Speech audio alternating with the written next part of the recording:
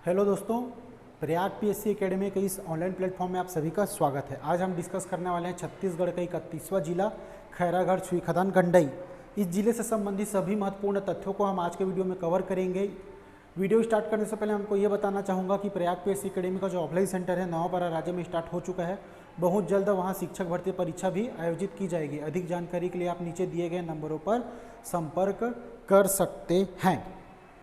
तो जैसा कि आप सभी को पता होगा कि हमारा जो घोषणा कब हुआ था, इसका 16 अप्रैल 2022 को घोषणा हुआ था और इस जिले का अस्तित्व 3 सितंबर 2022 को अभी वर्तमान में सामने आ रहा है। इसके पहले 29वां जिला और 30वां जिला के बारे में हम लोगों ने बहुत ही गहन वीडियो बनाया हुआ है। अगर आपने उस वीडियो को नहीं देखा है तो छत्तीसगढ़ के 29वां जिला और छत्तीसगढ़ के 30वें जिला के बारे में वीडियो जो है आपको इस आई बटन पे मिल जाएगी। ठीक है, तो चलिए आज के वीडियो को स्टार्ट करते हैं।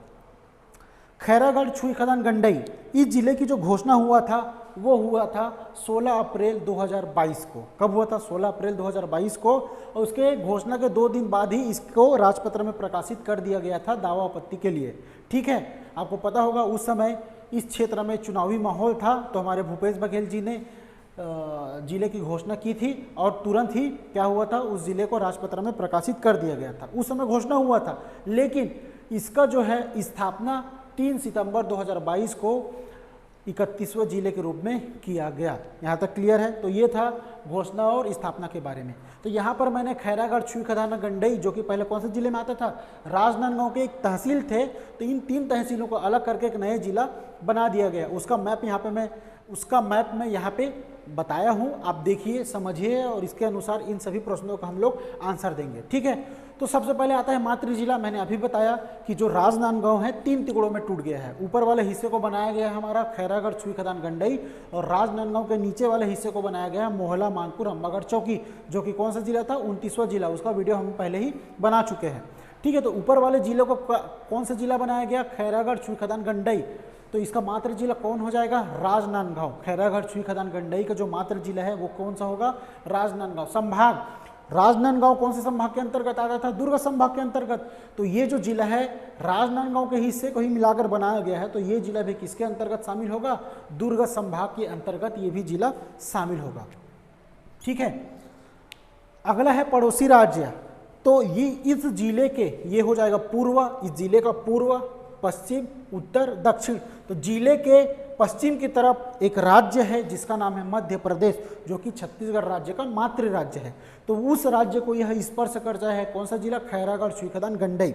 अतः हम कह सकते हैं कि यह एक भूआवेष्टित जिला नहीं है। छत्तीसगढ़ के परिप्रेक्ष्य में भूआवेष्टित जिला उसे कहेंगे जो किसी अन्य राज्यों को स्पर्श न करते हो। तो ये जो है मध्य प्रदेश को स्पर्श करता है, अतः यह भूआवेष्टित जिला नहीं है, ये एक अंतर्राज्यीय जिला है। ठीक है, इस जिले के पूर्व की तरफ 2 जिले हैं, एक का नाम है बेमेतरा और दूसरा दुर्ग।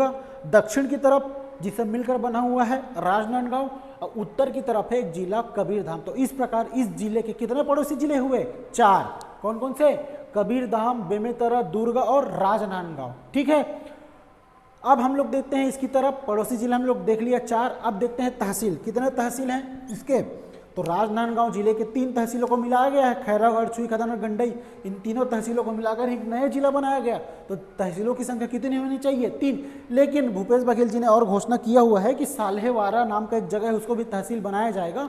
उसको तहसील बनाने के पश्चात इस जिले में तहसीलों की संख्या कितनी हो जाएगी, 4 पड़ोसी जिले और 4 तहसील। ठीक है, अब हम आगे बढ़ते हैं, देखते हैं नदियों की तरफ। तो यहाँ की कुछ प्रमुख नदियाँ हैं, जैसे कि आमनेर, मुस्का, पिपरिया। कौन कौन सी, आमनेर, मुस्का, पिपरिया। ये तीनों नदियाँ जो हैं त्रिवेणी संगम बनाते हैं। कौन से जगह पे, खैरागढ़ जगह पे, और खैरागढ़ शहर इसी नदी के किनारे, यह तीनों नदियों के त्रिवेणी संगम पर स्थित है। और खैरागढ़ के बारे में आप एक और महत्वपूर्ण चीज़ जानते होंगे, 2 महत्वपूर्ण चीज़ें हैं, वो मैं थोड़ी देर में बताता हूँ। ठीक है, तो सबसे पहले हमको ध्यान देना है कि जो खैरागढ़ है वो 3 नदियों के संगम पर स्थित है। कौन कौन सी नदियाँ, आमनेर, मुस्का, पिपरिया। अब हम लोग आगे देखते हैं, भूगर्भिक संरचना की तरफ आगे बढ़ते हैं। तो जो ये जिला है कौन सा, खैरागढ़ छुई खदान गंडई, अगर हम इसकी चट्टान संरचना के बारे में बात करेंगे, भूगर्भिक संरचनाओं के बारे में बात करेंगे, तो 3 प्रकार की चट्टानें पाई जाती है। एक है आर्कियन क्रम की चट्टानें, जिसे हम लोग प्राचीन एवं मूलभूत चट्टान कहते हैं। दूसरा है कडप्पा और तीसरा है धारवाड़।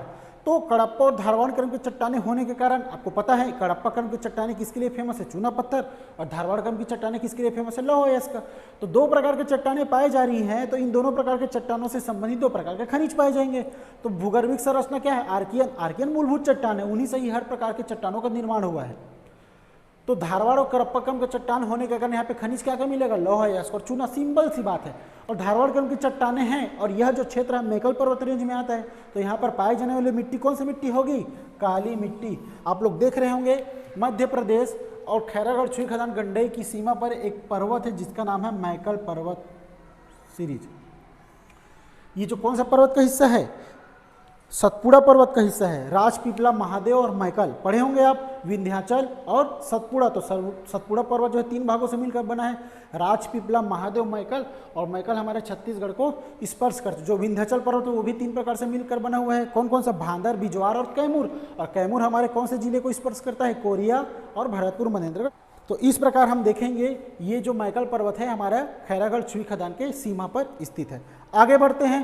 1, तो ये जो है खैरागढ़ जो नाम है, इसी खैर वृक्ष के नाम से इसका नाम खैरागढ़ पड़ा हुआ है। अर्थात कहने का सही ये है कि खैरागढ़ में कौन से वन अधिकता पाई जाएगी, तो उसका होगा खैर वृक्ष की अधिकता पाई जाएगी।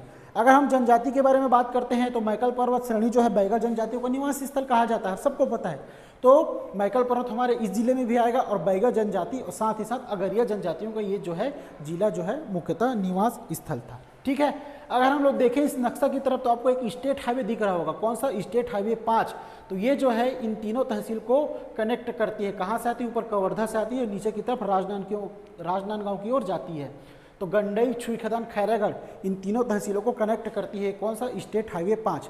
ठीक है। तो ये था खैरागढ़ छुई खदान गंडई के बारे में कुछ महत्वपूर्ण बातें। अब हम लोग डिस्कस करते हैं कुछ प्रमुख स्थल, जैसे कि आप लोग देखे होंगे एक है बेताल रानी घाटी।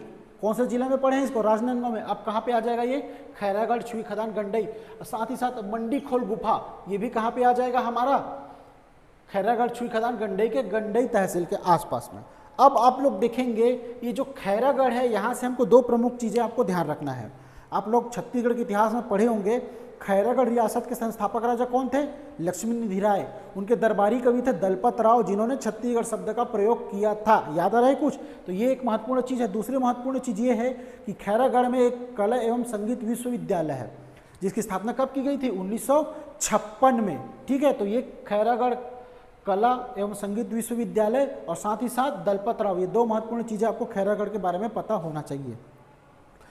तो ये था खैरागढ़ छुई खदान गंडई के बारे में कुछ महत्वपूर्ण बातें। अगर आपको यह वीडियो पसंद आया होगा तो इसे शेयर करें। आने वाले समय में हम शक्ति जिला और भरतपुर, मनेन्द्रगढ़, चिरमिरी जिलों को भी कवर करेंगे, इसलिए आप हमारे चैनल को सब्सक्राइब कर लें और अपने दोस्तों के साथ शेयर करें। तब तक के लिए जय हिंद, जय भारत, जय छत्तीसगढ़।